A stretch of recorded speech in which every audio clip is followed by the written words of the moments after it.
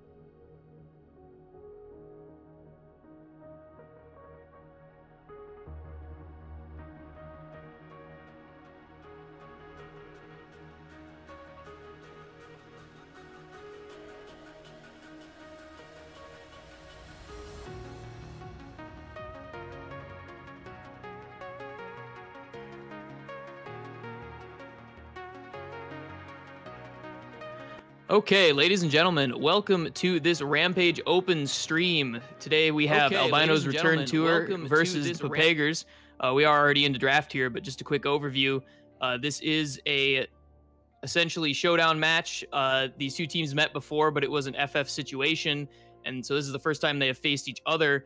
If ART is able to win this, both teams will be 3-3 in the group and will play again next week for a playoff spot. However, if the Pepegers come out on top tonight, they will be going to playoffs. So here we get into draft with a couple of bans in already. I'm your caster Eshwan alongside here with /Div. Slash, what are you thinking about this draft so far? Right now, so far, we got Ezreal, Kaisa, Zoe for ART, and we also have Jax, Fizz so far for TP, and this is actually going to be their last ban because they actually missed their support. So they only get the Jax and Fizz ban. Now, these bans are interesting because ART is focusing really heavily towards the bot side of the map with a Zoe ban towards their mid laner for TP. The Jax is going to be a very strong split pusher. They want that off the table, and I do want to see them ban nothing here because that's what they should be doing. Okay, they banned the Twitch here, so they do get the third ban. It's possible they may just be taking that missed ban in the second phase as well. But here we do see the Syndra first pick. The Syndra is a very important pick for both of these teams. Both teams have played it a lot and had a lot of success on it. So we'll have to see how that works out for ART here on the blue side. And we'll have to see what TP responds with for red. Go ahead. This Syndra has a very strong takeaway for ART, and it takes away the Syndra for TP side as well because they both play this champion. Now, I do want to see a response to this. Okay, they cover the Orianna, so they do counter the Syndra with the Orianna pick here. So this is actually very smart. They pick up the J4 as well. This establishes a very strong team count for them so far. Yep, two strong mages in the mid lane, and the Jarvan taken away by TP, a power pick for both teams, and ART here responds with the Zyra Khan for the duo bot lane. So we'll see what TP goes with here for the third pick. With all these bans coming in, it leaves open a lot of the champions that both of these teams like to pick. They have very overlapping champion pools. The Syndra is seen a lot for both teams. The J4 is seen a lot for both teams. And we will see the Poppy come out here.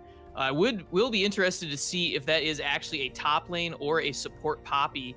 Generally seen in the top lane role, but as a support champion, she does a lot of work against a lot of champions with dashes, and they've already locked in the Rakan, so that could go into the bottom lane as well. Definitely, this Poppy is going to be really strong against whatever ART is going to draft, because this Poppy can stop dashes, and this does limit the options that ART has. Now, the Caitlyn Morgana is still open for the side of TP, so they could pick this duo up if ART doesn't decide to ban it. Do see a Blitzcrank ban coming through. I believe that is a fake ban coming out. That will be their, I believe, missed ban that they had from being a couple minutes late to the match. So that will not actually affect the picks. And we see what ART decides to ban here on the blue side in the second phase. They're looking to ban out ADCs and either top laners or supports. We'll see what they want to go with here. Let's see if they predict the Poppy might be in the bottom lane. Okay, that looks like a Galio. Yep, and we are confirmation in chat that is a Galio ban on the blue side. That's definitely a good ban to take away from TP because Galio and J4 is a very strong duo, and they banned the Bard. I believe that's another missed ban. I'm not exactly certain what all the missed ban situation was, but it will be the Galio taken away, combo with the Orianna and the Jarvan, and the Nautilus coming out as well. The Nautilus has been picked numerous times, I believe, by both teams, but especially by Team Kai'Sa's still up. Yep, Kaisa is still available. That is going to go through here to the second phase. I would expect to see that picked up here. Could even be picked as last pick. And that will be Lucian. Yeah, that will be a Lucian coming out. So an aggressive bot lane pick coming out here for TP into that Zyra Khan. Going to be looking to get some things going there early on in the game before that Zyra Khan can scale. However, the Zyra Khan combo is still strong in the laning phase as well, if played correctly. So yeah, and this actually does give TP a lot of flexibility into draft because Poppy Lucian can be a bot lane duo into Zyra Khan and can match it pretty well.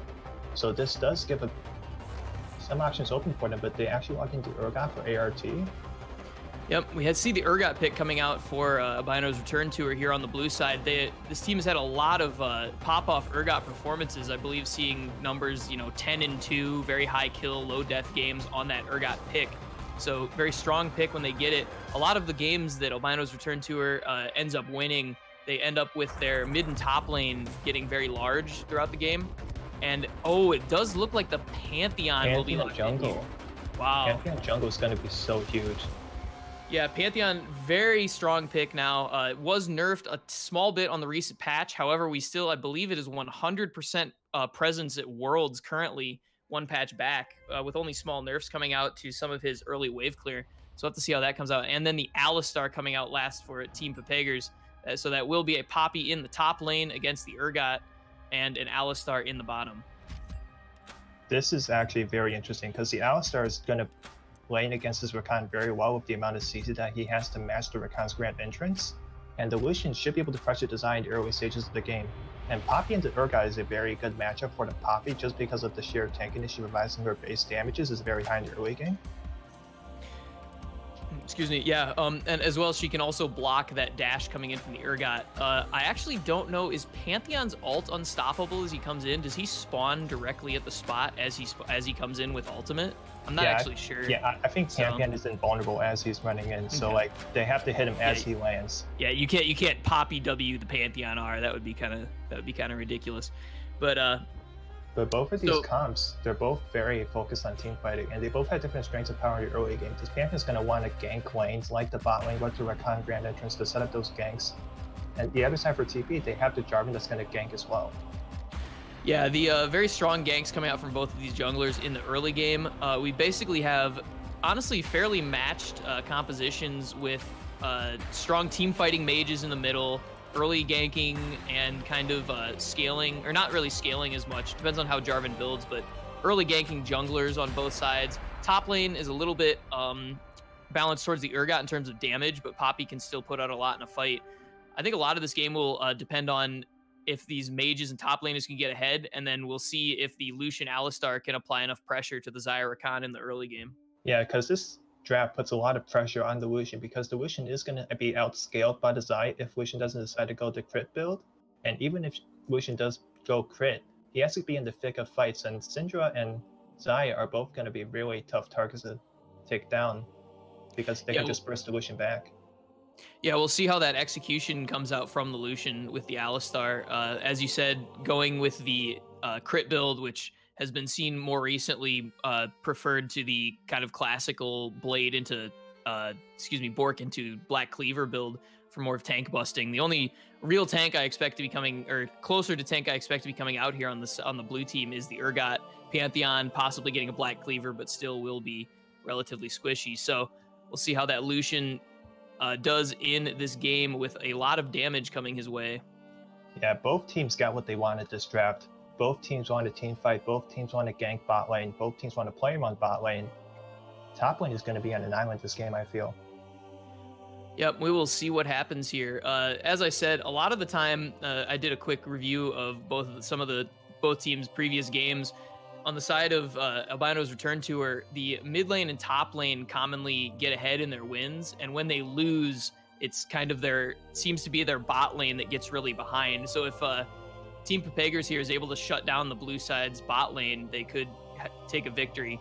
On the other side, Team Pepegers, when they win, their mid and AD tend to be the big carry points, and we see that here with the Poppy pick, trying to just be more of a tank. And even in some of their losses, mid can be ahead, but with bot behind, they still lose. So both of these teams in losses seems like it's their bot lane that gets behind, and then they end up not being able to withstand the pressure. Yeah, it's definitely going to be interesting seeing these two teams face off, because I do feel that the mid lane matchup, Orianna versus Syndra does have a bit of an advantage in that matchup in terms of setting up ganks. Whereas Orianna has a bit of a harder time actually playing the lane properly if the Pantheon can apply the proper pressure. Right, Pantheon with a lower barrier to execution than the Jarvan, just having to press his W button, and then the Jarvan having to hit an EQ combo, much easier to flash that. So we'll see what the Syndra and the Pantheon can set up, and also with Syndra having a stun, Orianna just having some slows. I do want to see if the Orianna takes cleanse in this matchup, actually.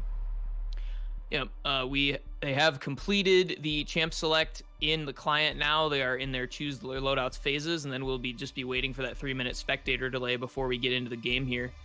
So we'll have to see how that works out. Yeah, looking at summoner spells, it looks like the Orianna is in fact taking cleanse, and the Syndra is taking ignite actually here. And I do feel that's a bit awkward because the ignite's going to have a lot more kill pressure on the Orianna, but it does have the opportunity cost of not taking teleport, which I feel super huge. Yeah, for sure. If this Syndra gets shut down by an early gank or even forced out of the lane, without missing that teleport won't allow her to salvage what she can when that occurs. So, but again, the Ignite could also provide some early kills, so we'll see how that works out. Other than that, just generally standard summoner spells on both sides. Both bot laners taking heal, supports taking Ignite, so we won't be seeing any tempo teleports from our ADCs here. We'll see combat summoners on both sides. And just as a fun fact, Pantheon and Xayah have flash on D. I'm just calling it out. I was just gonna say that, and on the solution, yeah. Yep, and I am in fact a flash on D player, so I believe that the blue team will win here as they have more players with their flash on D. Well, see, I'm a flash on F player because F is for flash, so. Well, you see, F is actually for fire, and D is for Dlash. So. But what if you don't take Ignite? What happens then? Well, F is for fight those guys, and it's generally a combat summoner. So. But what if you go teleport on F? You know. Then you're teleporting in so that you can fight those guys. Okay, I can't win this argument. We'll see what happens here. But yeah, again, the Zyra Khan lane coming out from, the blue side here for Albino's return tour into the Lucian Alistar. I do want to especially focus on that kind of in the early game. Zyra Khan, very strong lane, has been very strong since the champion's releases, receiving numerous changes and nerfs. Just that duo is so strong a long time ago with the extra W projectiles spawning from both, and just numerous things coming in to kind of turn back their early game strength when they are such a strong scaling duo. Yeah, when both of them hit their Ws and they get the early trades off against this Lucian Alistar, they can't really react to it. They're going to just take the damage and get chunked out if they don't play it carefully. Now the Lucian Alistar do get advantages like post level 2, where the Alistar does have his full combo and Lucian can't dash out of the Rakan's grand entrance. But it's still going to be a tough matchup for them. Right. And with that, I believe we're going to take a quick break here so that we can get our spectate set up, and we will be back once the game begins. Let's go.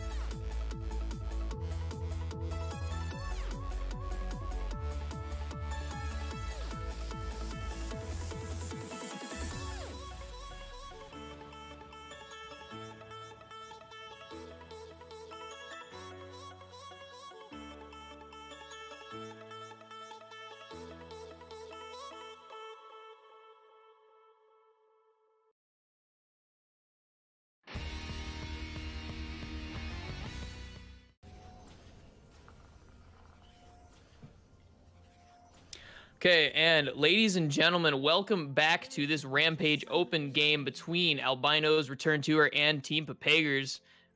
This will, again, be a game deciding if there is a tiebreaker match next week between these two teams. If Albino's Return Tour is able to take this series, they will play again next week to determine who goes into playoffs.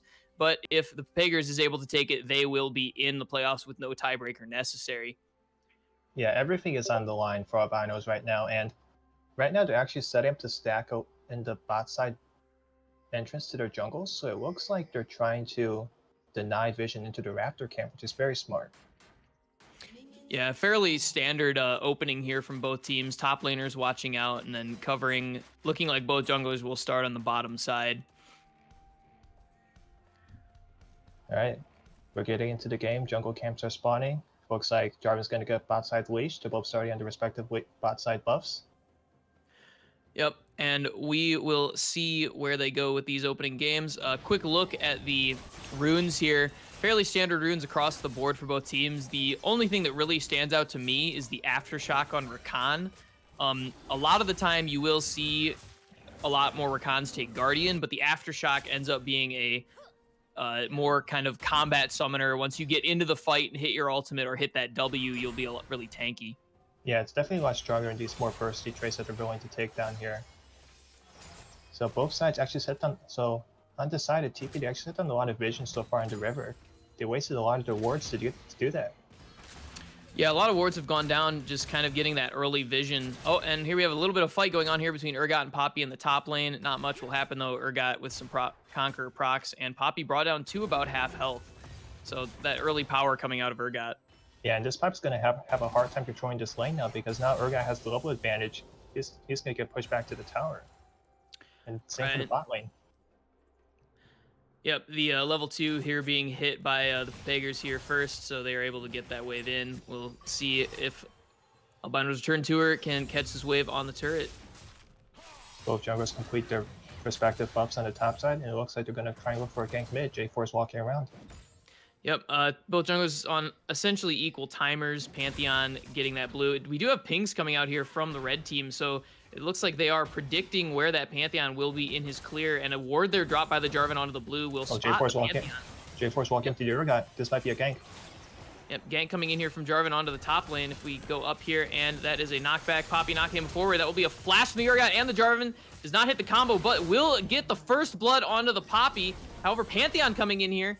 A little bit of fight in the middle lane as well. Pantheon coming in here with those flashes in, gets the stun with the Conqueror proc. Oh, and they end up trading 1-for-1. Pantheon and Jarvan both going down there. Ends up being a double kill in the end for Poppy and 1 kill back onto the Pantheon. J4 found positioning on Pantheon. He was still doing his jungle camps. Pantheon found the opportunity.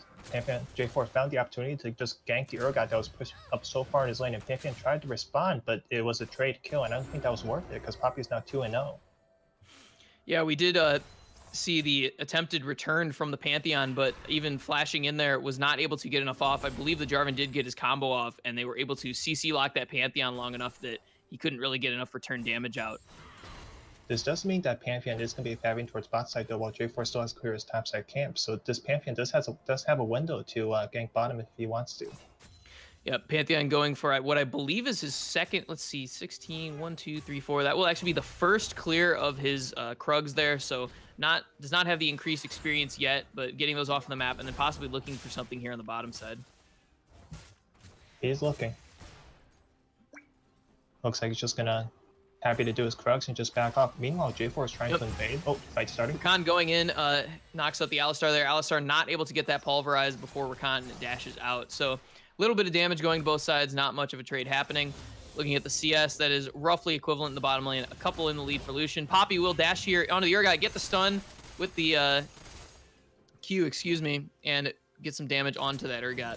Yeah, Urgot was having a great time in the early laning phase, but now that this Poppy has those 2 kills, he's just laying down the law on this Urgot. He has the Bammy Cinder here. Yeah, with that Bammy Cinder, especially Poppy in general, once she gets a couple of ranks into her Q there, it will be 3 here at level 5. That is a lot of % health damage coming out here onto this Urgot. So if she is able to just get those small trades in where she dashes in, gets the Q, and walks away, that is a lot of damage coming out onto the Urgot here in the early game. Yeah, and all these early leads are starting to come free for the side of TP. We got a CS lead up in the top lane so far. As soon as this wave crashes in, Urgot misses a few CS, and in the bot lane as well, there's relatively even, but this Lucian is staying even with Zaya in what should be a losing matchup. Yeah, we'll have to see what happens here. And the Pantheon, now back in the base after his first recall, has gone for the Tiamat first with sitting on his starting jungle item. So we'll have a better AoE clear. Oh, another fight here in the top lane. Poppy, Urgot getting that Conqueror proc and getting a lot of damage back onto the Poppy without very much mana left. So even though the Poppy has a lot of that damage, if the Urgot can get those Conqueror procs going, that is a lot of damage and a lot of healing back onto him. Close fight, and there's no junglers up here, but Poppy did just hit 6, so Urgot has to back off here. Yep, the wave's still pushing into him. We'll have to see what he can do to farm here under turret with not much mana left. He did start with that Doran's Blade and did not have a Corrupting Pot, so he does not have any source of mana sustain at the moment. Yeah, it looks like he's just going to stay here and just try to absorb as much experience as possible, but he's going to miss a lot of the CS unless Poppy backs off and gets back timing. Yeah, Poppy taking this back timing after she gets it into turret. We'll have to see what she's able to get here with her gold. Probably some armor, possibly some boots, and try to continue bullying that Urgot here in this early game. Yeah, this top lane is looking to be very dominant for the side of Poppy so far. Syndra gets us done mid lane. Short trade. Yep, again, the Syndra and the Orianna, both kind of mid-range mages, will be very important later in the team fights, but for now in the laning phase, just trying to get what CS they can and avoid the ganks. That pink ward coming out from the red team, hopefully trying to spot out any Pantheon ganks that come in. Pantheon with his second clear of his red buff here, and possibly now looking towards the bottom lane. Yeah, everybody got their first backs, and I want to note that Syndra got the blasting one, which is a lot of damage, but Orianna actually responds with the Negatron with the no magic mantle, and this is actually a great pickup because it stops a lot of the bursts coming from the Syndra. I will actually be curious to see what these items. Oh, and we may have a jungler confrontation here in the bottom river. And Pantheon J4. And fights going on all across the map right now. Looks like Pantheon got a little bit damage out onto Jarvan, but he was able to flag and drag away. Yeah, this does push the J4 away though, so that means they have control over the dragon if they want to take it. Right, could see a possible dragon take here as Jarvan retreats to his top side and looks for his second red buff as well. Looks like they're starting it.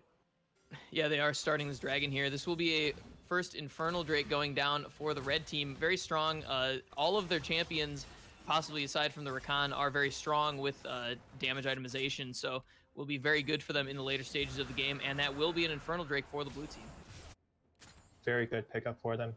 Real great call by the Pantheon to catch out the J4 and get that Drake off. Yep, Jarvan here. Yeah, be careful on the with top side.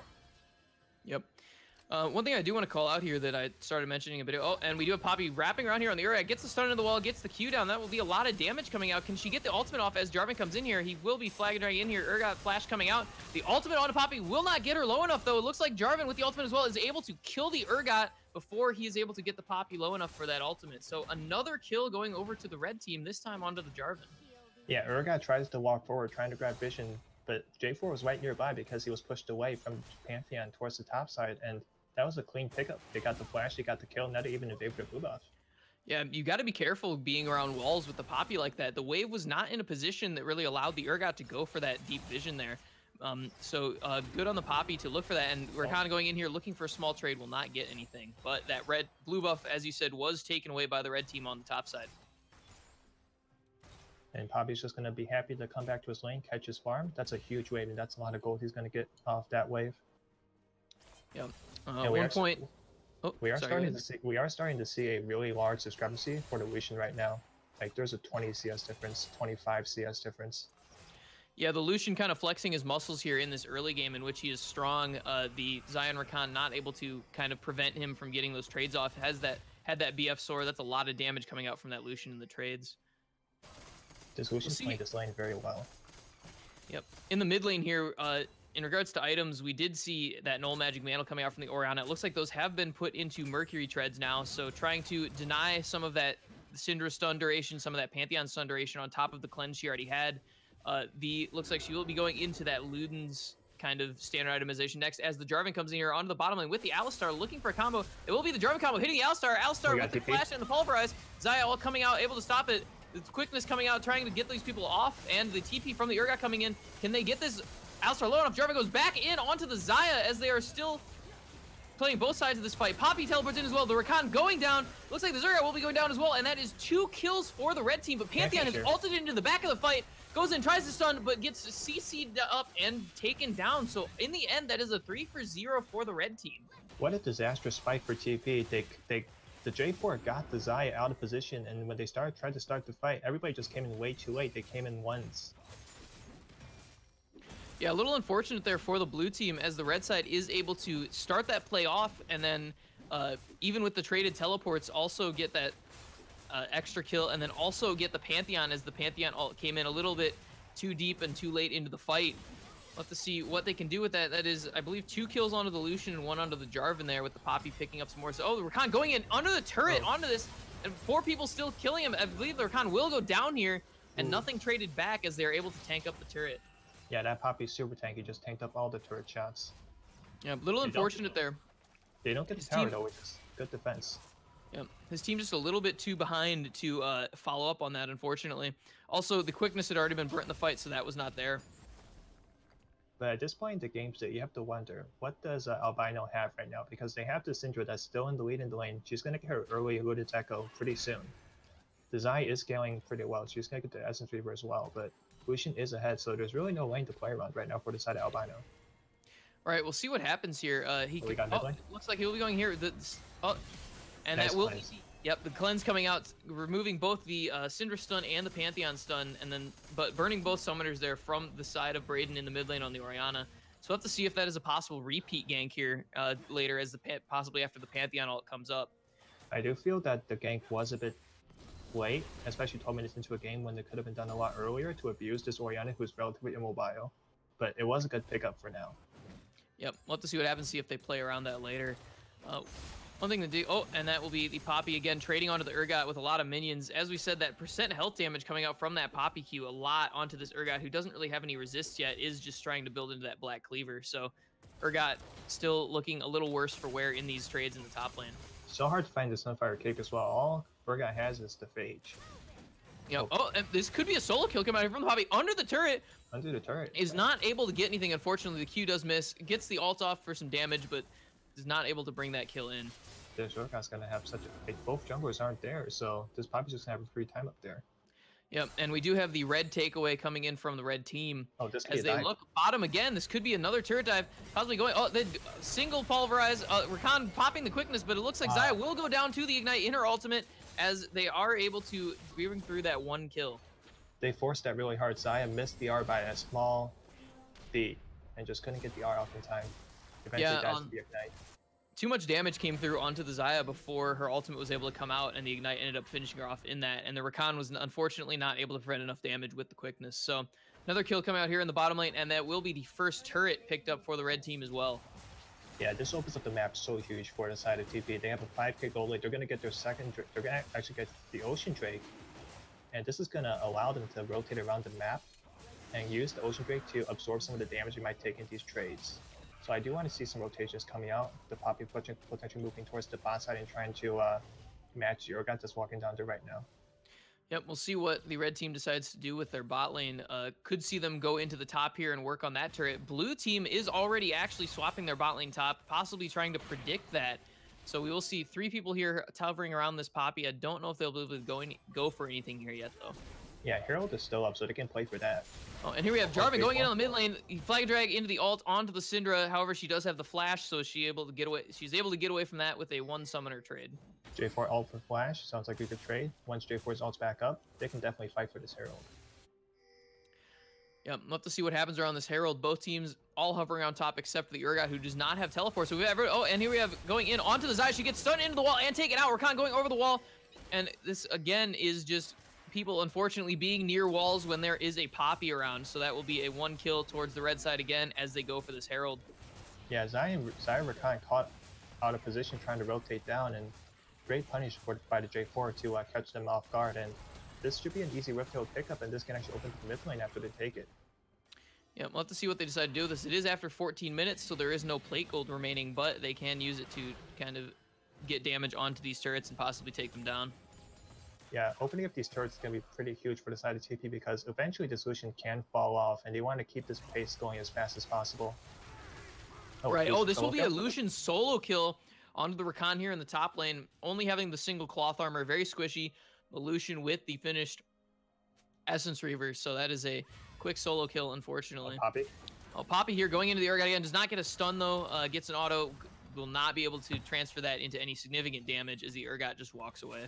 Alistar's just casually taking here, Jarvan here going out on the mid lane again, but does not have ultimate, does not hit the combo, and it looks like they are just pressuring to possibly use this Herald here.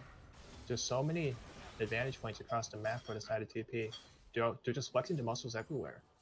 Yeah, we have a 9 kill lead, a 6k gold lead, so trying to start wondering what does ART here on the blue team need to do to try to bring this back, and what can the Pepegers try to do to keep this lead and just close it out cleanly. So right now, all the pressure is on TP to make these plays, and a lot of the plays that TP can make is going to be out of Albino players being out of position, like this Pantheon right here. But if they can avoid all this and just stall the game out and try to get the gold, get gold injected into the game, try to stall the game out, get more gold in everybody's pocket, eventually Albino's comp does outscale. Yeah, let's see what happens here as we do see the Herald summon in the top lane trying to take out this top turret, and I do believe that will be a turret kill as soon as this charge comes in. Have to see if they can get anything after that, but that is 4 members in the top lane, the Poppy still in the bottom. Yeah, Poppy's going to tent down the bot lane. They're doing a 4-1 right now. Poppy's going to pressure the bot tower. Going to have a good matchup into the Urgot. Is Crypto going to get the charge here? Oh, they're actually going to engage here. And that will actually be a Jarvan Flag and Drag flash combo into the ultimate, into the Orianna ultimate. Very clean there. However, the Jarvan will go down as they're able to return things. Looks like the Rakan will be going down to the Ignite. And this kind of a messy, I believe, 2-for-1 at the moment after that beautiful Rakan engage. And this will also be a fight in the bottom lane as the Urgot takes down the Poppy in the 1v1 with the ultimate. So in the end, that was actually a 4-for-1 from the side of ART on the blue team.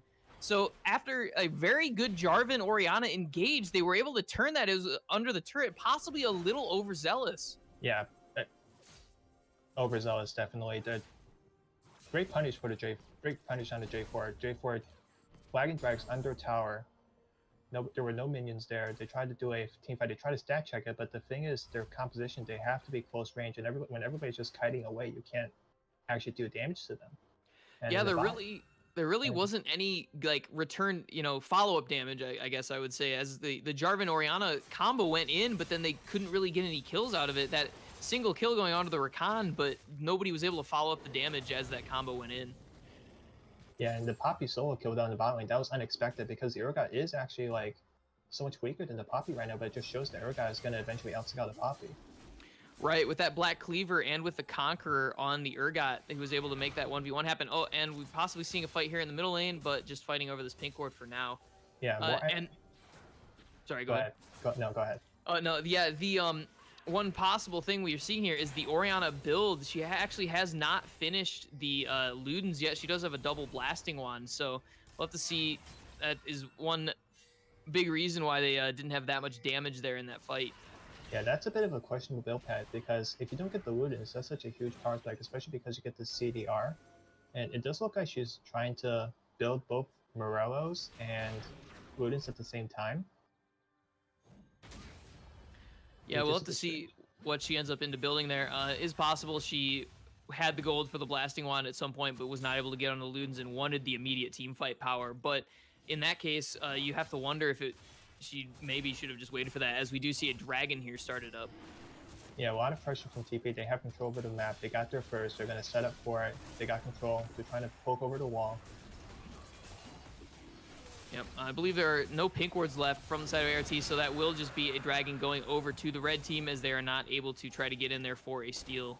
Oh, could be a fight going on here. Jarvan is looking for it. Flag and drag combo hits the Xayah with the ultimate, but they will stun the Jarvan. He will die. Alistar going in. Pantheon blocking a lot of damage from this fight, but is now in the middle of a lot of people. Getting stunned on the Alistar. Rakan with the quickness coming in, getting a lot of damage off, and Poppy will go down. Urgot flashing into the team, but Alistar will headbutt him back out. The ultimate going on to the Alistar, killing the Alistar. Not able to get a fear on anyone, though, in the end, but that was a 3-for-0 for the side of ART again. So blue team, or red team here for Pepegers, not, I guess disrespecting the real, turns that can happen from here on the blue team. once again, really overzealous by the J4 to force that engage. Like, he got the flagging drag. It was a lot of good damage, but there was no follow-up, and this IR can just negate everything that's going to come through. Right. This is not a Cinderhulk tank Jarvan here. This is the warrior into cleaver Jarvan. So although he does have a good amount of damage in the initial burst, if he goes in and the team support is not there and they don't get that immediate kill, he can get turned on very easily. Yeah, and because he's not tank, he's actually super squishy, so they just kill him super quick. Especially with a Syndra and Xayah that can actually do a ton of burst with the blade power. A lot of burst coming out here from the blue team, and then of course that Urgot going in at the end of the fight there. As he starts to get even tankier and kind of can sit in these fights with the Conqueror, that will be very powerful. Yeah, Urgot is just... Alistar going in here onto the Rakan. Does not look like anything will come out of that though. But we do see this gold lead has shrunk to about 1,000. Yeah, and as more gold gets into the game, this Lucian is going to fall off along with this Poppy, and you have to feel like this gold gap doesn't exist anymore. Yep, we are seeing the Lucian going with the Essence Reaver into the Infinity Edge build, so going for as much possible power in his first combo as he can get. But I'm not sure, you know, with the way these fights have been going, with the Jarvan kind of going in a little, you know, YOLO diving in, I don't know if he's able to really follow up enough. So we'll have to see what the Lucian can do and what the Orianna can do to really follow up on these fights if the Jarvan keeps going in so deep. Yeah, J4 has to be a bit more conservative with this approach because he's the only one that has such a long range engage, but everybody else is very mid-range because the Alistar can't actually engage at the same range. Oh, did you see the two-man Orianna ultimate coming out? A lot of damage there onto Xayah and Rakan, however, not able to finish off a kill here. We'll see if that threatens them off the turret enough to prevent them from defending it, possibly threatening a dive here as we see the 1v1 in the bottom lane by the top laners happening still. They have to make sure J4 engages when everybody else is in position, and he can't engage from his maximum range. That's the only issue for this team comp right now. Yep, there's no real way for anyone to follow him as he goes in super deep, unless they're, you know, burning flashes, burning all their movement as... Oh, and yep, just the little bit of a wet noodle fight. Not as much as in the old days, but still relatively akin to it. Are you ready for a quick question? Yeah, what do you got? What region is this? Well, it's looking like a NARAM, gentlemen. You kind of skipped the sequence there, but okay. Okay. Yeah, but yeah, we have an ARAM, folks. Let's go. The Baron is up, so they're trying to fight for this mid wave tower. Yeah, and Baron control. Of course, this mid lane prio is fairly important. We do have both, you know, top laners fighting in the bottom lane for prio down there, but if one team can get a decisive victory here in the middle lane and take a turret out, that will provide a lot of power for their team later in the game. Yeah, definitely. And they're just sitting in the mid lane right now. They're just letting bot lane duke it down 1v1, and they're just sitting mid trying to find some kind of advantage, trying to find some kind of person disposition. Urgot will get the knockback onto the Poppy. Just some damage there. Poppy gets away with the move speed from her W. So a lot of poke coming out here in the mid lane. I do believe this will come down to, does Jarvan decide to try to engage another fight like that? Does Alistar hit a combo, or do we see just enough poke and disengage come out here from the blue team? Yeah, definitely. The Urgot can also win the side lane as well, just force the issue. Right, this Urgot showing how useful he is into these tanks, as he can just kind of sit on them with his Black Cleaver, with his Conqueror and his W running, and just kind of shred through them no matter how much armor they have. I do want to note that Xayah actually hasn't built boots yet. She's still stuck on the Zeal and Essence Reaver and is building towards what looks like to be a rapid fire cannon, but she has no boots. Yep, she has not finished tier 2 boots there yet. Looks like she may be going for the Ninja Tabby, as the Lucian has those as well. So both AD carries trying to prevent the enemy counterpart from really getting as much damage onto them as possible. Looks like we back off the A-man. Everybody's finally realizing that mid lane's not the only lane in the map. Yep, both teams are backing off. I believe this dragon will be coming up here relatively quickly, and that looks like that is a... I do not have the symbol. Huh, that's weird. My pit is not showing a dragon symbol. I don't know if that's a spectator bug or... Oh, there we go. It has spawned, and it is a mountain drag. There we go. Yeah, that's actually a common bug right now in spectator view, but it is a mountain drag, and if TP picked this up, this is being super fast Baron takes. They want to prioritize this as fast as possible. Yeah, we'll see what happens here. It looks like both teams are setting up for that now. They had just back... Syndra's top. Yeah, Syndra is topside with no teleport, so this would be a 5v4 at best. Pantheon with the ultimate able to come in there, but we'll have to see what happens here with the vision setup and with the team set up here as Syndra starts to walk down. Yeah, TP get here first. They have control over the pit. Yep, and it looks like they will not start it up yet. Just taking the vision control. Syndra is walking down, looking to get some of that mid lane prio. Yeah, the tower's actually almost dead in mid lane too, so they can actually fight for that if... And Orianna here getting the knockback onto the Jarvan, but also getting hit by the Orianna ultimate. So damage trade going out onto the Syndra, but the ultimate out of Orianna means they are missing a lot of their team fight power here. What a beautiful scatter the wake from the Syndra. It actually stopped Jay from going in and actually prevents her death, and this could be huge for the next team fight that's gonna come in. Yeah, we'll have to see if Syndra is able to get back into this, even with about half health, as the red team starts up the dragon, gets it very, very low. Looks like they will just take it, unless Jarvan or Panther can get in here for steal, and he does not. But will they look for the fight afterwards? Looks like they're just backing off. Mid lane is being pushed in, so they could probably go for the towers as a consolation prize. No, they're just backing off. Yeah, let's see what happens here. One thing of note is the Pantheon has chosen to go into the Cinderhulk and will be completing the Black Cleaver. So going more of a utility-focused build will have decent damage with Conquer in extended fights, but won't be really one-shotting people like you see some of these solo lane Pantheons doing. Yeah, I'm a bit concerned on the Cinderhulk because this does mean that he's like an assassin, kind of, but he does no damage now. So it's also like his entire kit is just based around this stun now. Right, so we'll have to see how he ends up scaling into the late game with that. Do you see the Sunfire and Iceborne complete on the Poppy, fully committing to that armor build for now. Only real AP damage coming out from the blue side will be that Syndra, so possibly we'll build it next. Urgot looking to get onto the Poppy. Poppy will stun him into the wall and get the Q slow, but Urgot again chasing down with that little bit of move speed from the Black Cleaver. Continues to chase, hits the ultimate for the slow, will try to go in here. I don't know if he'll be able to get her low enough, but is just getting a damage trade at this point. What a Poppy with that move speed from W, and Poppy does have her ultimate forced out to get the Urgot off of her. That was such a weird exchange there. Like, Urgot's just running it down. Like, he doesn't care about any teammates that might come to, like, gank him or change the fight. And Poppy's like, you chase this far, I'm going to push you back now. Right, the Urgot, they're able to, even with the Poppy move speed coming out from the W and all of slows from the rest of her kit and items coming out, the Urgot is able to complete that chase with the movement speed from Black Cleaver. We do this fight here. Pantheon getting knocked out by the Jarvan Flag and Drag. Alistar with the Pulverize, but the double stun coming out from the Cinder and a teleport coming in here from the Poppy. Lucian with the ultimate. Jarvan with the ult into the backline. There will be a kill onto the Cinder going down, but the Jarvan goes down in response. Alistar here on the Pantheon. Pantheon dying as well. Rakan going in now, but nobody's there to back him up. He will pop the quickness to try to get out of the fight. And that is a 2-for-1 in favor of the red team.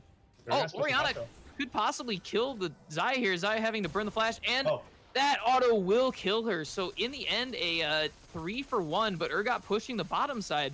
We'll have to see what the red team can get out here as Urgot takes the bottom turret. They don't actually take the Baron here either. They just decide to push down mid, and Champion, you can't contest for scuttles there. You were alone. They have a numbers advantage. That was not the right play to make there. J4, great job punishing that mispositioning. Yeah, we'll see what happens here as that trade goes through, but Urgot able to get that bottom lane. So we're starting to see the Urgot be this force in these side lanes who I'm not really sure if anyone can deal with him 1v1, but we'll have to see if he's able to get enough out of it as the red team continues to get good trades in these fight situations. Yeah, these two mid towers taking down is going to mean so much for this team, because if they can push down this mid lane, they can actually get priority over the side of Albino's jungle and just choke out the vision. It's going to force them to face check the Baron if they decide to go for it. Right, we'll see this game start to focus a little bit more on that Baron side of the map as we get to about that point, especially with, as you said earlier, the two Mountain Drakes on the red team. They will take that Baron very fast if they do try to do that out of vision. Yeah, and the top side tower for the side of TP is still there as well, so all these ones are going to be pushing in for the side of TP. Yeah, and we do see another fight here in the bottom lane. Again, not so much as a wet noodle, more of an al dente one at this point, as there is some damage coming out from the Urgot. But we'll see what happens here. And the stun on the Urgot into the dead turret as he does chase the Poppy down. We saw last time he was able to chase her down. Might end up having to burn the Poppy ultimate again to get away. And there it is. Oh, the Urgot ultimate did go on to her. I don't believe she is low enough to kill her. J4's down here. Yep, J4 looking for the Urgot possibly, but now starts to walk back up to the rest of his team. Yeah, J4 has to be on the top side of the map, otherwise they can just force a Baron super fast. Albino does have the damage. Yep. And we do see the ultimate coming out onto the Cinder. She will go down as the combo and the Lucian damage coming out. Now looking to see what else they can get onto the blue team. Alistar not able to get a combo there. Unfortunately, Jarvan going in, see if he can get range for an ultimate. But that was a 1-for-0 trade. Just the Cinder being up a little bit too far, and that Orianna catching her out there with the rest of her team. So we'll see the red team now here push in. Urgot coming around from the backside, possibly looking for some kind of flank before the Poppy can get to the fight. They can collapse this. Yeah, we will have to see now if the red team is looking to collapse onto this Urgot, possibly going over this wall. Urgot does have flash up, so we'll have to see if he can burn that and get out here. Oh, and we do have the combo coming out onto the Urgot. We'll flip the Jarvan behind him, looking to fight this. Flashes out now. We cannot now get out of this Jarvan, but he is very tanky. The Rakan goes in with the quickness and the W, knocking them all up. Urgot's still not dead. Xi ultimate coming out, getting a double root onto them. Rakan's still looking to get out of this fight with the slow from Zeke's, and that will be a 0-kill trade there in the bottom lane. However, a couple summoners and a lot of ultimates coming out there. Yeah, that Urgot's super strong right now. He's like a raid boss. The entire team walks down, tries to collapse. They can't kill him on time. The cavalry arrives, and nothing happens just because everybody besides Urgot just doesn't have the strength. Yeah, especially with that Death's Dance now done on the Urgot, but that will be a quick Infernal Dragon take for the red team. Yeah, they got the Inferno, they have the Ocean Drake, you have 2 Mountain Drakes, and this is going to be 4 minutes until the next Elder Drake, and this is going to be 4 stacks. They're actually walking to the Baron now. Yeah, we'll have to see what happens here now that this is going to be a double objective threat in a few minutes here as the red team looks up for this vision clear. But they are threatening this Baron right now. They're calling out vision right now. It's all dark. They can't see anything. Beside Albino don't see anything. They got to face check this. Let's see what happens here. We do not have the Xayah or Rakan ultimates available, but also the Jarvan ult, or excuse me, the Jarvan ult is about to come back up. So let's see if this is a fight that ends up happening here. Urgot is now here for the fight. Yeah, stopwatch is coming through. J4 has to stopwatch in this fight. Same for the Syndra. Syndra and the Urgot as well, as it looks like he is looking for either that Guardian Angel or that Stone Plate. So yeah, let's see if these end up playing a part in this fight. Yeah, Pantheon has no stopwatch for this fight though. Yeah, Pantheon there with the Black Cleaver completed and then also going into the Guardian Angel. Oh, Urgot going in here with the Righteous Glory, gets a slow onto the... Oh, Pantheon going in here, attempting to get onto the Orianna, but he flashes out. The Pantheon looks like he will get a lot of damage out. Is using the E, trying to prevent as much damage as possible. Rakan with the quickness, double stun from the Cinder, flashes out from the Jarvan ult. The Orianna will go down. Rakan still in here, taking a lot of damage. It looks like Rakan will go down as well. So right now, 1-for-1. Urgot kills the Lucian in the backline, kills the Alistar as well. Who can kill this Urgot? There's no damage left on the team. Cinder attempting to get the stun. Urgot's still chasing down this Jarvan. This Urgot is just a monster in this fight. He's slowing everyone down, getting on top of them, and just... You know, you're able to take out this Rakan, but you couldn't get onto anyone else. You burned some summoners, but then you just let this Urgot kill everyone in your backline. That fight looks so good at the beginning. The Pantheon goes in too far, tries to find a pick on the Orianna, but didn't have the damage to pick it off. But Urgot just runs in like no fear at all of his opponent. Just goes in 1v4. Just the damage kills Lucian quickly. By that point, there's no damage left. Now we do it. The blue team's starting up, trying to... Oh, Poppy with the flash stun into the wall. Looks like she will kill Cinder. Cinder's stopwatch coming out. Can they kill the Poppy in time? The Urgot will kill the Poppy with the ultimate. So Poppy ends up giving her own life there. Can they prevent this Jarvan from getting here into the pit? But as we talked about before the game, this Urgot pick is so pivotal for ART here. There's no vision. He has to go in blind. There's no vision. We see Jarvan tries to go in blind here. Oh, and what? He steals the Baron. He stole the Baron, and the Baron killed Syndra. So very unfortunate there coming through for the blue team. Oh man, the flag there giving Jarvan the vision to get in and steal that Baron, and Syndra also dying to the Baron. Unfortunate. What a series of events. That was a ray of hope shining for the side of Albino, and then to have it taken away just like that by the J4. Yeah, very unfortunate there. So we'll now have to see what the Pepegers does with this Baron lead. The Urgot is still very large, but it's difficult for him to deal with Baron minions just like everyone else. So we'll have to see what happens there. Yeah, Poppy doesn't have the Baron buff either, so this Poppy is still going to have a hard time into the Urgot, and they can't really push the lanes in the side wave just because Urgot can't 1v1. Oh yeah, excuse me, the Poppy does not have that Baron buff, you're right, so that will still be an advantage for the Urgot in the push. Looks like they're trying to prep it though. Man, what a crazy series of events we had there. Yeah, we do now have the Guardian Angel done on the Pantheon and on the Urgot as well, so Urgot still going for this more of a... damage-focused build, which, as we saw in that fight around the Baron pit, is working very well for him. And as we talked before the game, this Urgot pick in some of their previous games has been a big carry threat for their team, so we'll have to see if him and the Syndra can get things done. Syndra's going out here onto the Alistar, getting some damage out. Oh, and knocking him up. Orianna not hitting anyone. Syndra going out. Can they kill this Alistar? Alistar goes down. Rakan now popping the quickness. Can he get in here onto the Orianna? Is not able to get anything. Pantheon coming in, looking for the stun onto the Lucian, but they are able to speed out. And now in the bottom lane, Urgot possibly looking on to go Poppy as this disengage happens top. It looks like Alistar didn't ult there. He just took the full damage. Yeah, looks like the ultimate is still up there for the Alistar, unless that is a spectator bug, but he did not prevent any of that damage coming through, so coming through from the Syndra and the knock-up from Rakan and just end up going down there trying to get that turret. They do end up getting it in the end, but is a 1-for-0 trade. Yeah, this could effectively stop their burn push. They only get one tower out of this power play, and it feels like Albino would get the better trade out of this. Yeah, just denying as much time as they can off of that Baron, so we'll have to see what happens here. This next Elder could be super important, though. Spawning in 25 seconds. They got 4 stacks on the Elder Drake. If TP get this, because right now TP is super weak in fights. If they get the Elder Drake, it's gonna boost them a lot in these fights. Yeah, this Elder Drake is huge, seeing as the Pepegers here has 4 Drakes, so that could be a very large objective. Baron not coming in for 3.5 minutes, so we do want to see both teams here focusing around the Elder Drake. Yeah, right now, 35 minutes into the game, almost 36 minutes. We got items coming through. Zaya still hasn't got the Infinity Edge yet. She's not her strongest point yet. This Lucian has the IE and the PD and Essence Reaver. Yeah, they will be starting this up and is already very low. They do have a little bit of visibility, but Poppy is able to hit Pantheon out, and the red team will complete the Elder Drake. That is going to be a very strong burn and advantage for them here as they look to push down some of these turrets. Yeah, Albino wasn't in position. They didn't respect the Elder spawning, and TP get there first. And it's been just such a consistent theme throughout this series that TP gets to these objectives first and like force the play before Albino can respond. Yeah, we'll have to see if they try to overforce again as they have done previously, but right now this Elder Dragon burn going to be giving a lot of damage as Urgot still is pushing the bottom lane, as so blue team will just be attempting to wave clear this. TP, it's a flank. They can fight. They're working for a fight. There we got teleport coming in. That will be the stopwatch from Syndra. Oh no, that is the Jarvanol going out. Syndra will go down. Looks like the GA could be popping Pantheon as well, but no, the Rakan will be going down. Urgot is now in the back of the team. Some of them are very low. See what he can do here, but he does get knocked up and does get taken into his GA as well as the Pantheon. So unfortunate there as the blue inhibitor is taken out. Urgot looks like he will probably die here. That Elder Burn doing a lot of work here, as that is a 4-for-0, and I would believe that will be the end of this game 1. What a close game. There was a ray of hope for the side of Albino.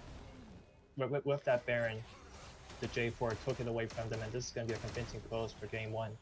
Yeah, unfortunately, even with some of the misplays here coming out from the Pepegers, Albino's return tour not able to close it out. Did have some strong points there, though, so we'll have to see if they can clean it up for the following games. If they don't have that weak early game, you know, the way they played does show that they could take the next 2 games in this series. Yeah, we have to look at this bot lane for the side of Albino, because Albino has to get some type of winning lane going. They have to draft some type of positive matchup, because the Zaya Rakan should be effective into the Lucian and Alistar, but they couldn't find advantages that way. Maybe they could try switching up a bit.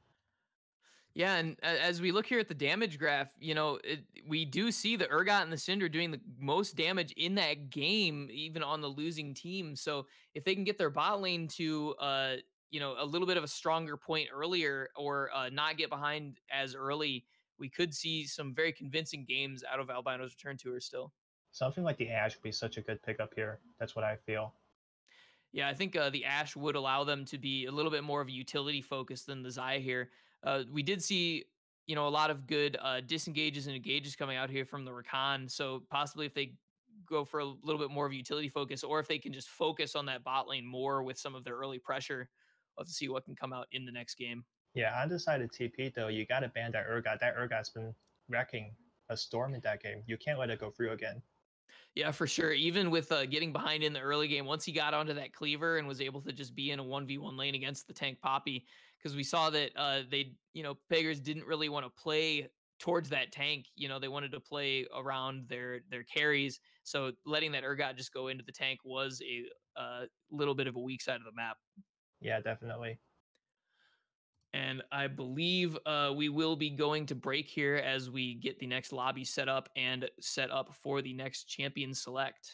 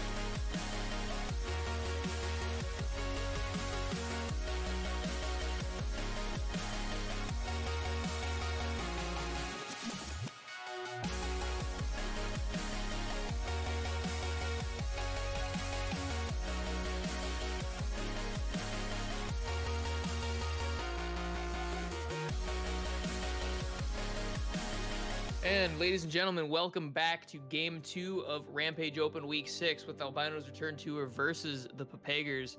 Pepegers are up 1-0 in this series, and if they are able to close it out here with a 2-0, they will go on to the playoffs. However, if Albino Return Tour can bring it back with a 2-1, they will play another series next week for a tiebreaker into playoffs as we go into pick ban here for Game 2. Yeah, a lot of the same bans coming out. We got the Jax, Fizz, Zoe, Ezreal. A lot of these picks that both teams don't want to see in the second game. Yep, and those have been essentially permabans against these teams for a lot of the season, kind of the main champions going in here. And I believe that is a same 6 bans in the first round going out here. Will we see the first pick Syndra again? If they pick the Syndra here, the team of Albinos could pick. Oh no, they're picking the Xayah. Oh, that will be the Xayah taken away here in Game 2. So will Albino Return Tour go for the Syndra again as they did in Game 1? As we've said, both of these teams do play the Syndra a decent amount here. Alternatively, because they picked the Xayah, Caitlyn Morgana is a viable lane into this. And let's see what happens here. That will be, looks like it will be a Jarvan takeaway. Again, another contested pick between these teams. We have a few seconds here, and that will be the Jarvan pick. We'll see what they choose to match that with, and that will be the Syndra. So this time, the Syndra again coming through for Albino Return Tour, but pairing it with the Jarvan this time. 2 big takeaways. They take away the Jarvan, they take away the Syndra, and now it looks like TP is going to be on the other side of the draft. Yep, we'll have to see what happens here. The Orianna is still open that they played last game. Rakan is still open as well. They might be just picked a Rakan here. Yeah, looking for that. Yep, that Xayah Rakan powered duo there in the bottom lane. And the question is, do they pick Orianna here? Yep, looking for that Orianna as they did last game, or possibly were they just looking to pair that with the Jarvan? Alternatively, Olaf is open. Oh, and it looks like that is a Galio coming through, so most likely a Galio in the mid lane. Plays a slightly different role, but still a lot of AP damage, a lot of AoE coming out, but with a little bit more pick potential than the Orianna. Yeah, Galio versus Syndra is going to be pretty hard for Galio to actually get onto Syndra, but if Galio can't get onto him... Oh, Urgot was left open. Yep, Urgot left open and taken away for Albino Return Tour. We saw that Urgot popping off in the last game. Unfortunately, not able to close that out, but they will lock in that power pick once again as we go into the second round of bans. But this Galio pick in the Syndra is going to be so interesting because if this Galio can actually get on top of Syndra, the Galio has much stronger burst. And this Galio is going to synergize very well with some champions that decided TP can pick up in the second phase. Yeah, we'll have to see if that Galio can get onto here or her with that shove away from the Syndra E, as the Scion ban coming through from Albino Return Tour does not want that to come out. Can we see a Malphite actually here? Yeah, we could see a Malphite coming through as a Jinx is banned by the side of the Pepegers and the Nocturne ban from Albino Return Tour. So looking to get away from some of that big AoE wombo combo, you kind of knock up from the Scion as well as the ultimate from the Nocturne. I believe that Bard is a missing ban still from the side of the Pepegers, but getting away with that Jinx, or getting that Jinx out of the hands of the Albino Return Tour. And Caitlyn Morgana is still open, but this is a sketchy proposition because if they pick Caitlyn Morgana here, Malphite is open. Like, and I keep saying Malphite because I do feel this is such a strong pick into this composition for TP into ART. Right, and we have seen the Malphite picked up before by at least one of these teams. I'm looking at my notes real quick.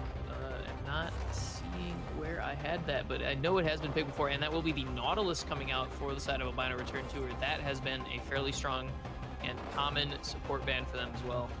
Does hide the ADC. There's a lot of ADC still available. TP already picked their ADC, so now they have to play around their picks. Yep, let's see what Pepegers pick up here. Looking for their jungler and their top laner. See what they decide to put into that Urgot this time. They could pick the Poppy again. It will be the Rek'Sai in the jungle. Let's see what they choose to put into this Urgot. The Poppy last game ended up getting behind, or not really able to fight the 1v1s, but still able to close out the game. So we'll see. And they do choose to go with that again. Excuse me. Interesting to note. They do pick the Ashe. Yeah, before we talk about this Ashe pick really quick, the Poppy, one thing to note is they are in against the Jarvan now, against the Urgot still, and they are against the Nautilus. So very strong into all three of those picks. And then as we had talked about during the break, this Ashe pick. Super important for this Albino team, or Albino squad. The Ashe pick is going to be so useful because of the Enchanted Crystal Arrow, able to find those picks, able to make cross-map plays, and it's going to bring a lot of value to Albino's comp that's not just raw damage. Right. Last game we saw that Xayah unfortunately not able to get very much off, but with a slightly more utility-oriented attack damage carry in the Ashe, we'll have to see if she can support the Cinder and the Urgot in carrying the game, especially now with the Nautilus with a big R button to press. Yeah, Poppy and Urgot though, laying down the gauntlet, saying that yes, I lost the matchup once. I feel it was a mistake. I'm going to try it again. Yep, and even though that matchup had been lost or later into the game, still able to play out the rest of the match with that Dragon Control, so we could just be picking it again as the, kind of death lane. We know this may not be effective later on, but we trust in our team play and kind of looking for a lot of the same things they did earlier with the Rek'Sai going in and the Galio ulting onto him or ulting onto the Rakan, kind of the same way they want to play some of these fights later on. Yeah, I do want to talk about the Galio a bit though, because it does feel like you're not making the most use out of it, because right now Rakan is the sole engage that has to go in super far, and that's the only way Galio is actually going to be delivered into the backline, and Rakan is relatively squishy, so if Rakan goes in and there's no follow-up, the Galio is going to be left alone as well. Yeah, we'll have to see what happens with that, and we'll have to also watch out for some anti-synergy, possibly with the Poppy knocking the wrong targets out of the fight, but we'll see how that goes on here. Can you imagine Galio's like ulting on the Poppy? Galio's like, I'm here. Poppy's like, nope, I pushed the entire enemy team away. Yeah, we'll have to see what happens with that. We'll have to also see how this Rek'Sai does. The jungle matchup this game, last game we saw the Pantheon into the Jarvan, and the Jarvan was able to get the better of the Pantheon. Pantheon not able to get anything off in the early game.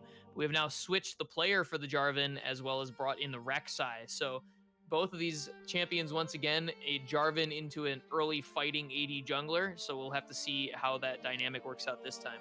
Yeah, Rek'Sai definitely looking for those early ganks, possibly into the mid lane if Syndra doesn't respect the duo of Galio and Rek'Sai, the CC they provide together.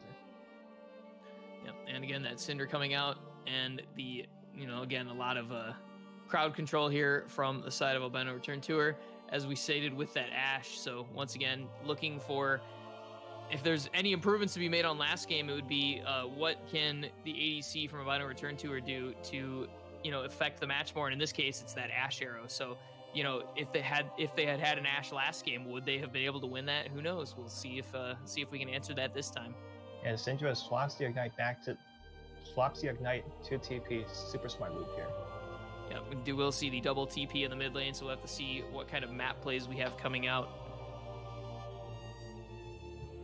And I believe we will go ahead and go to another break as soon as we get through our spectator delay here, and we will get right back to the game.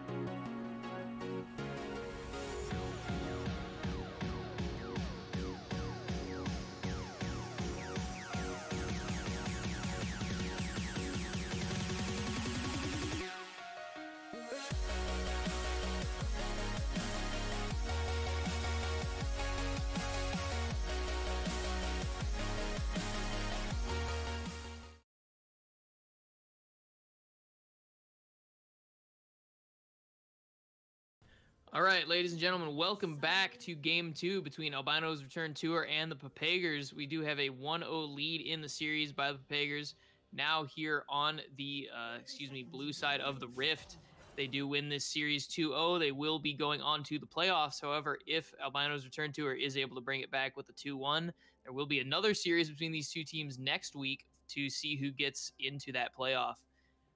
Here in the early game, again, everyone just kind of looking for a standard early game standoff, and we'll see how this one goes. Yeah, nobody wants to take any risks right now. It's too high stakes for Albino right now to do any invades or anything of that sort. TP is doing the same thing. They're just doing their buffs as usual. Design actually did place the ward down, and the side of TP did get that ward, and they will have an XP advantage. Yeah, we'll have to see what happens here. Looks like both jungles again will just be going with that standard bot side clear. Have to see how these first early ganks come off. Do not have the Pantheon anymore, but the Jarvan is still in the game. Yeah, we actually see that early board from the side of Albinos on the Raptor camp, and that's gonna be huge for tracking the J4 as it progresses towards the top side. Yeah, be able to catch when that Jarvan gets in there. And we do have the fight already going on in the early game. Urgot starting with the E and getting some damage out onto the Poppy in that level 1 trade. Urgot from Bush, super scary. Yep. Not as scary as Garen from Bush. Yep, we did see in the last game that Urgot was a very strong force for the side of Albino's Return Tour. We'll have to see what he can do this game. If no tragic early game situations happen, might even be able to get a big lead, as we do see even more damage coming out here onto the Poppy. Yeah, this grasp was actually sustaining Poppy into this lane super well. Otherwise, his trade would be really bad, but Urgot does go level 2 here. Yeah, we did see kind of the same thing happen last game, where very early, the first couple levels, the Urgot was able to get a lot of damage out. But as soon as the Poppy got some points in her Q ability and got just a few items, she turned those trades around, and then the Urgot again scaled back up with the cleaver. So yeah, all of these lanes so far playing super even. Ash is actually getting an advantage so far in this lane. J4's top side. Oh, Rakan goes in. Rakan going in for the trade. The hook coming out of Nautilus, able to lock the Rakan down, but no real damage coming out as the minions do block the volley from Ash, unfortunately. Rek'Sai is looking for a gank towards top side of the Urgot now, since Urgot's pushed in so much. Yeah, before camp's cleared by the Rek'Sai, there is a ward here, but Rek'Sai is stopping in the bush and decides that the Urgot sees him and will back out of that. Jarvan now did that full bot side clear, as well as his top side buff, and Wraiths is now 1 camp up on the Rek'Sai, and possibly will find him here in the river. Yeah, they're trying to fight for the Scuttle Crab now. They're both spawning. The Urgot does have 4 response. Yep, going in here onto the Poppy, as he does not respond here yet to the junglers, but they will be fighting each other. A lot of damage coming out here on the Rek'Sai with that Hail of Blades, and Jarvan will have to back off.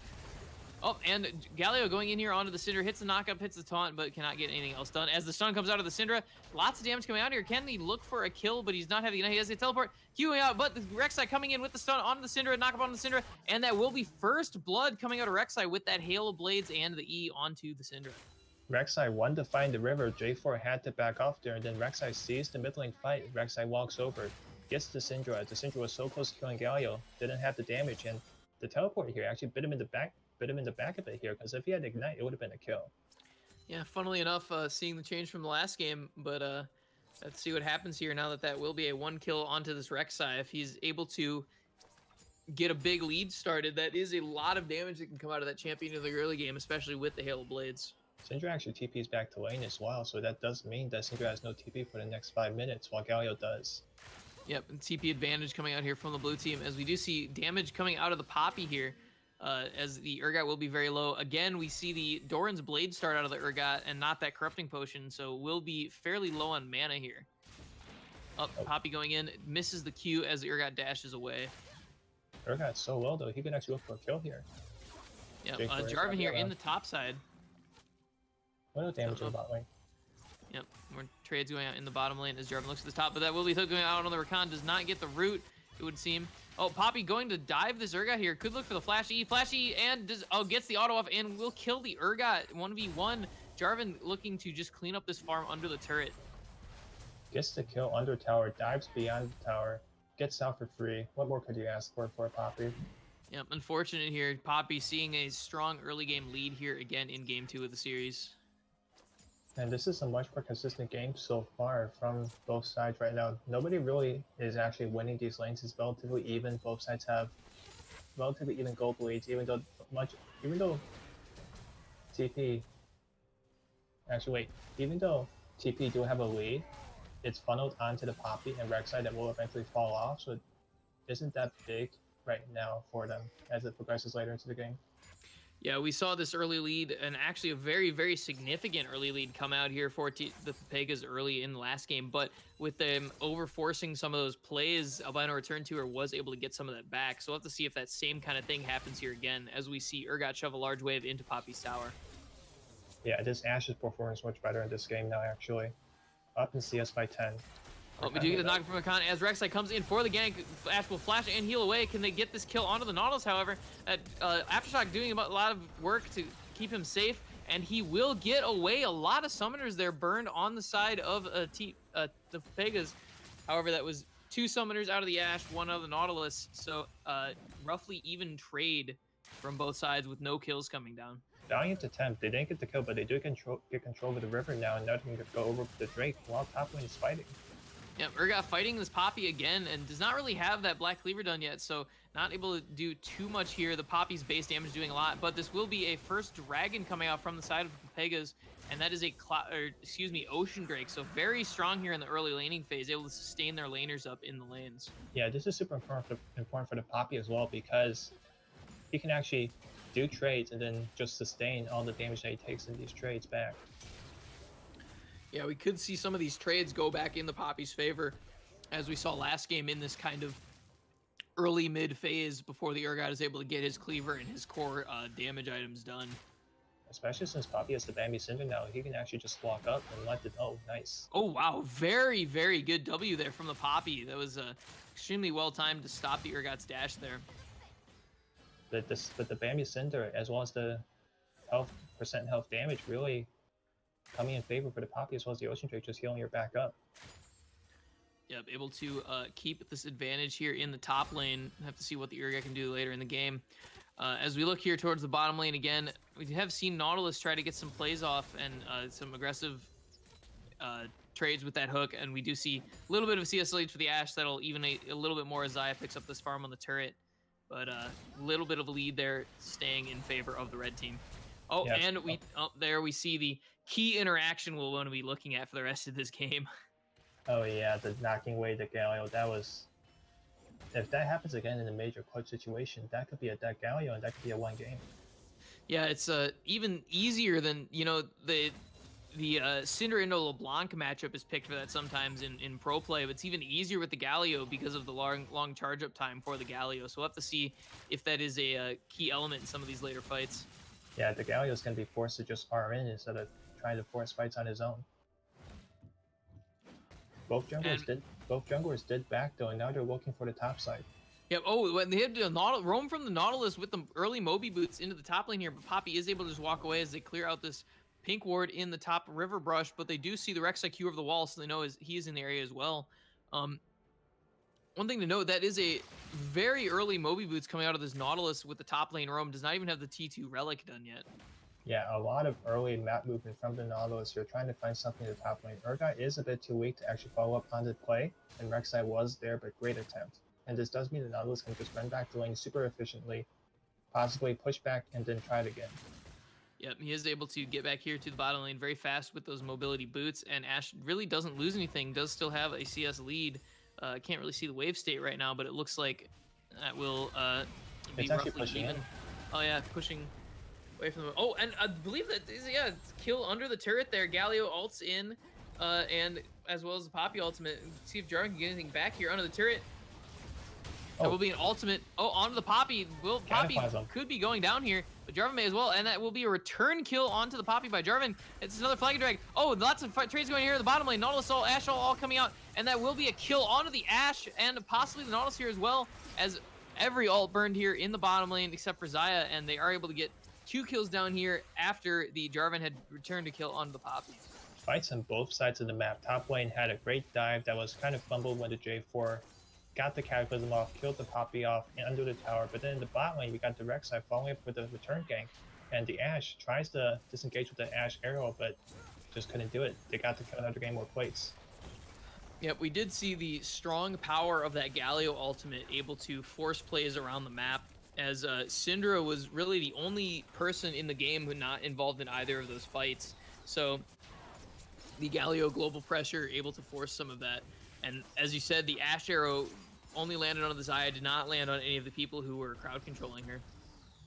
Yeah, this puts TP at a 3K gold advantage, and this is actually huge because it does mean that they have a lot more power. They have a lot faster power spikes. We see the hook from the Nautilus going out, just trying to stop him as he goes back, but that will be a root. No, Rakan getting the... Oh, and that will be a dead Nautilus once again. Unfortunately, was looking to just stop some recalls, but ends up going down in the end. Yeah, on the side of TP, they have such a large lead, and the Nautilus just fed them some more gold onto the Xayah. And this does mean that Xayah is going to get the early Essence Reaver incredibly quickly, and this could mean that she can go at IE as well as a second item. Yeah, we'll have to see what happens here. This is starting to mirror a little bit of what happened last game with the Pepegers getting a quick early game lead. We'll have to see if they try to overforce too hard, or if Albino Return Tour can get something back as and get their Urgot into a strong position like they had last game. Yeah, this Urgot is definitely going to be the rock for this team. The Urgot is behind by 20 CS, has 2 devs, but that doesn't matter right now because he's going to scale incredibly well. As soon as he gets that Black Cleaver, he's going to beat this Poppy bad. Yeah, we'll see what happens here as the red team does attempt to take control around this second Drake, which is another Ocean. Let's see what works out here for them. Rakan and Ashe, 2 ships passing in the night as they both return to the bottom lane. Syndra uses TP again, get back to mid. That's no TP again. Oh, we'll see what happens here. Oh, Jarvan walking back into the stun, getting knocked up here by the Rakan.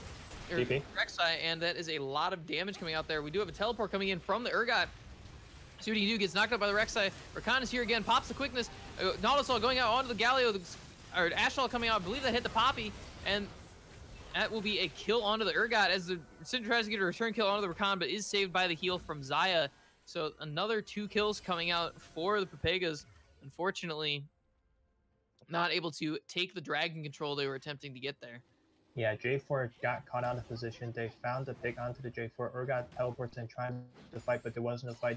It ended, and the Urgot just comes back in, gets killed super quick, and they try to turn it, and there was a lot of damage dealt, which does stop the dragon from being taken as the TP, but they're going to it again. This just stalls the inevitable. Yep, we do see the dragon being duoed now by the Poppy and the Rek'Sai.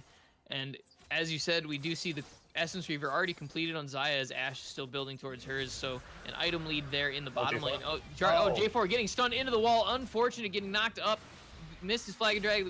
Rek'Sai going in. That will be Jarvan dead again as he was interrupted by that Poppy dash. Tries to go to the dragon, try to get the dragon steal, didn't pull it off. Oh, knockup from the Galio does hit the thing. Syndra burning the flash, but not under damage coming out here with only the Proto Belt done here on the Galio. But if the Syndra, as we saw, if the Syndra does miss time that scatter of the week, the Galio still can get a combo off. Yeah, it does look like Galio here. It doesn't have enough burst to actually 100 to 0 to Syndra, so it does force Syndra back, and it does push the game state forward for TP, but it looks like Galio's just going to roam towards the top side with this advantage he got. Yep, looks like they're trying to make a play here out of this Urgot, the member who was a very strong point for Albino Return to her last game. Can they get anything off here onto him? They do not have, the Urgot does not have any vision here. Look, oh, and that will be, the interrupt from the Poppy as well as the taunt going out here, and this does look like it will be a dead Urgot, unfortunately. Beautiful Poppy disruptions with the steadfast presence. Got it on the J4 trying to flag and drag into the bottom side river. Got it again by using the E to get to a minion to stop the Urgot from dashing away. What brilliant. Yep, and this will be a dead turret and what looks like it could be a dead Nautilus here as well in the bottom lane as they take the turret, and the Battle Dance is able to knock up the Nautilus but not get enough damage off. Procs that Aftershock, survives enough damage that the Ignite will not finish him off. Yeah, it just shows how much stronger Xayah and Rakan are at this stage of the game, and this is kind of like saying, you guys failed Xayah Rakan, we do it better. Yeah, we see the Ashe pick this time coming in from Albino Return to her, looking to be more of a utility choice. However, again, just kind of falling flat here, and the Xayah Rakan from the Pepegers coming out, getting a lot done in that bottom lane. Yeah, I do feel like the Ashe pick, TP dropped it very well into the Ashe. Like, there's nobody that Ashe can really pick off with her Enchanted Crystal Arrow. Like, Poppy is such a big tank, Galio is such a big tank, Rek'Sai can tunnel array, and there's just so much counter engage on the side of TP that the Astro just can't do anything at this stage of the game. Yeah, we'll have to see what happens with that as the game goes on. Again, the Ashe being used for more of a utility role than anything else, so we'll have to see how that scales later on, as we do see the Rift Herald here started up by the Pepegers by Rek'Sai and Poppy, and that will go down and be picked up by Rek'Sai. No turret points to get from it, but they can easily get tower damage from this, and this could open up one of these lanes. And they already got bottom tower, they're going to look to push these other lanes as well. Yep, as a lot of people are centralizing around the mid lane, and we do see the bottom lane for Pepegers heading towards the top as both teams swap their lanes a little bit, but the game state settles down a bit. Yeah, they're just staring at each other in the mid lane. Everybody's grouping mid so far. We got 4 people mid. What region is this? I'm just kidding. There's people in other lanes, it's fine. We do see, one thing of note in the builds here, we do see the tier 3 Spell Thieves item, support item coming out here from Rakan. So not getting into the Zeke's, I believe it's Convergence. They've changed that item's name so many times. Zeke's Convergence. I'm a great support man, by the way. Zeke's Convergence coming out. He will choose to go for that extra HP and extra ward. So we'll have to see if he is able to utilize that to get some extra vision out for his team instead of going into the early amp item for his Xayah. Yeah, really delays the power spike that Rakan could be getting. He does feel like he should be getting vision for his team, so he values the Eye of the Watchers much more than the Zeke Convergence or maybe even the Ardent Sensor here. But on the other side, for Albino still, J4 is still in the warding trinket, so this does mean there's not a lot of vision denial, so the Rakan can really just pop off with these ward placements. Yeah, we'll have to see what comes out here. And again, a note, the last game we saw the Jarvan going with that Warrior into Black Cleaver. This time is going for the Cinderhawk, so more of a supportive tanky build. And last game, it was that Jarvan overextending for Pepegers that, you know, gave ART a lot of a chance in the game. So this time, now that ART is on the Jarvan, we do see a Cinderhawk coming out here onto the Xayah, denied by the Xayah ultimate, but then the Nautilus ult and the Galio coming out. Do have the... Oh, man, and that is another dead Nautilus and a dead Ashe here in the top lane as well, so just nothing going right here at the moment, unfortunately. Is a, you know, very, very, very sad, sad thing we see in a lot of cases. We've been seeing in a lot of worlds lately. It's just dead Nautilus syndrome. You know, you're just even in the game, and you're just trying to make plays, and then your Nautilus dies. And it's Nautilus tries to make plays, but he's just so behind. He's too squishy. The team can just burst him down in the top lane. Ashe was alone trying to push the wave solo, and Rek'Sai just comes. Yep. Oh, we do have Jarvan attempting to go in here as Galio kind of just dives past him and kills the Syndra and gets out behind the turret. So Jarvan looking to kind of make something happen there, but unfortunately the Galio able to sneak past him and kill that Syndra. Yeah, so many solo kills this game. Like, there's just so much individual skill expression from the side of TP, and it just they want to prove that they're just better players. Yep, a lot of things going on here. And J4? As we noted, let's see if J4 can do here. Oh, the knockup, but does still get the flag and drag. Rek'Sai still going deep here. The ultimate coming out. Can they lock anyone in? But no, the Galio burns the ultimate and gets out. And Rek'Sai though, little deep here, does not have flash. Already burned it. Ignite going out. Can Nautilus hit anything here? That will be the Urgot ultimate snipe coming out. Fears the Poppy. Can Urgot now win the fight against the Poppy in the 1v1? Then now everyone is coming down to support the Poppy, however. So very clean ultimate coming out from the Urgot there to secure that kill. Lots of flashes coming out as Rakan attempts to go in. However, Rakan gets his battle dance denied. Poppy brought in. Can Nautilus get anything off here? While trying to get that Xayah, but gets stunned into the wall once again and taken down as they go back into the back line, trying to get the Cinder. Enchanted Crystal coming in, stunning the Galio as the quickness from Rakan, not able to get on anyone. Ashe still here, able to take down that Galio, I think. Oh, yes, he is. However, the Urgot also goes down in return. Poppy going to go down by the Ashe. The Jarvan back into the fight. They take down the Xayah as well, so a lot of return kills coming out here. Again, I don't know what all that was in the end. It was a very extended fight, it felt like. But again, it feels like Pepegers are just kind of overextending a lot of the time, you know, into these fights in this mid game after they have a lead, and they're just giving up the kills back over to Albino Return Tour. Yeah, TP just tried to force that really hard. Flashes coming in from, I believe it was the Xayah trying to flash in, trying to do damage with the Rakan engage, and the side of Albino's disengaged really well, but they just keep going further down, and Nautilus gets caught out, and then the Xayah finally dies, and they can turn it around. Yeah, just kind of overextending too far and getting that, and We do not, you know, she's on 1.5 items. The Ashe here now finishing her Renan's Hurricane, so we'll have to see if she is able to now to play a higher damage roll in these fights, as along with that arrow. Like we saw that arrow in that fight, very, you know, pivotal in getting some members down, as we do see a third Ocean Drake possibly going down here for the side of Pepegers.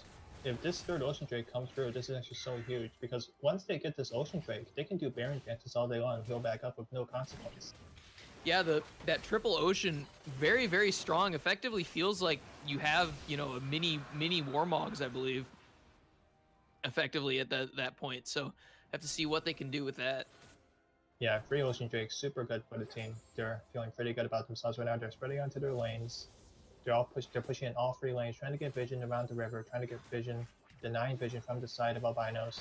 Because Poppy's actually laning against the Syndra here, and he's gonna get collapsed. Oh, and will get knocked back. But oh, yep, Poppy getting collapsed on here. Multiple members, but the Galio is also here, trying to go onto the Syndra before they get collapsed on. Everyone's here. Taunt, and the Galio Syndra will die, but that Nautilus all went out. Enchanted Crusader, unfortunately missing.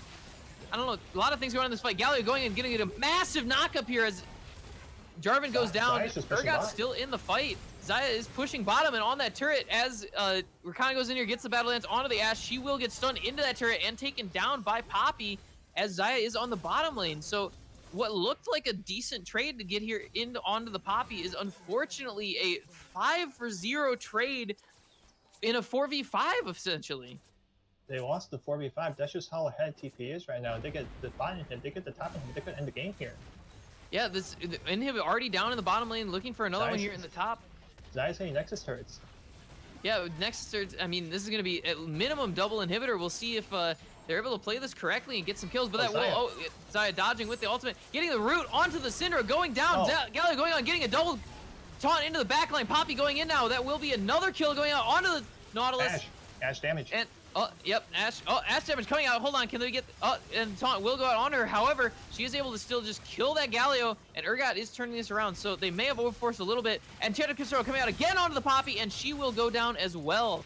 So in the end, they're able to defend their critical components of their base for now in what was another 2-for-4 trade. So able to turn around what could have been a very, you know, an immediate loss into a little bit of, you know, defense.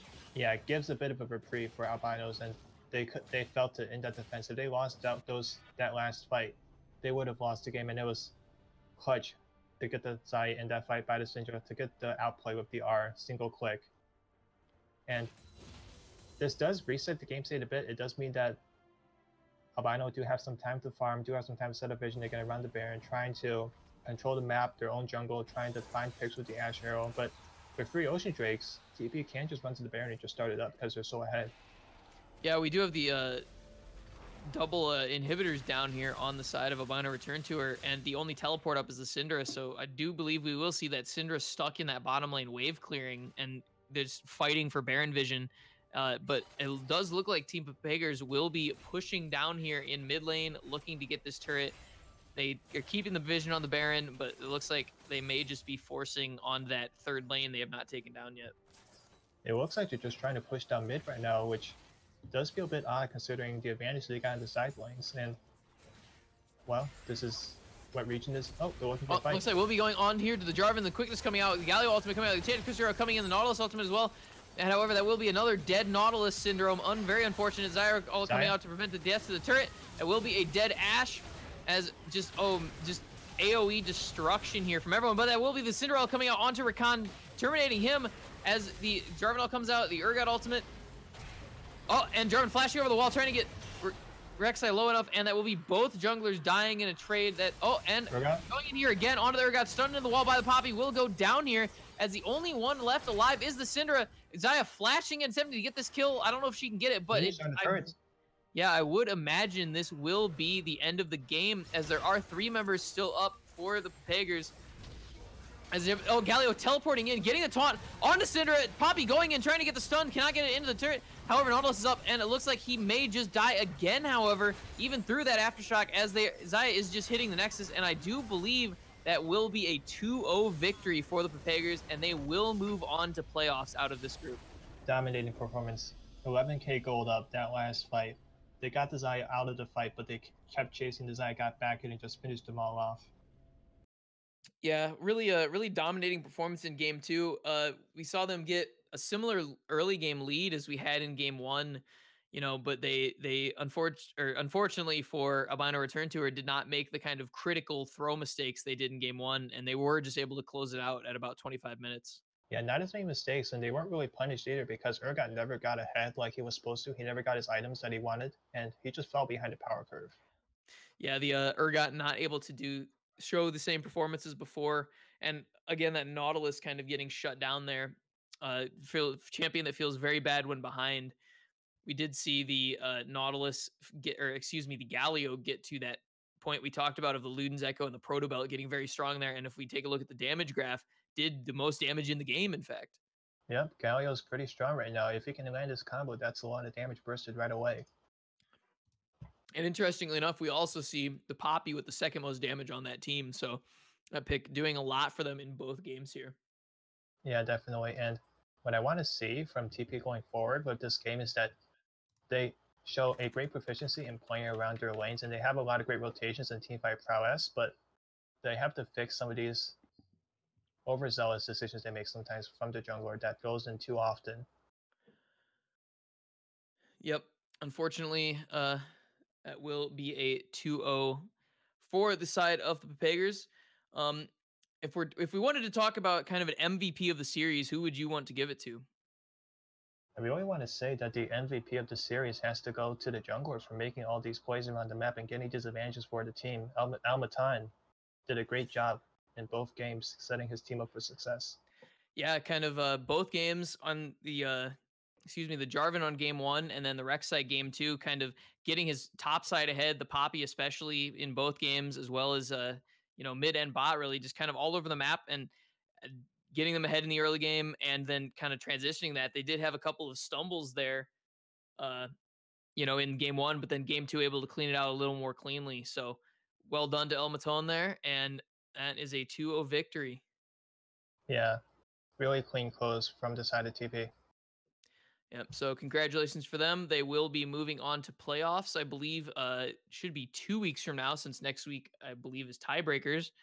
But that should be it from us here for week 6 of Rampage Open. Thanks for watching. Glad to be here.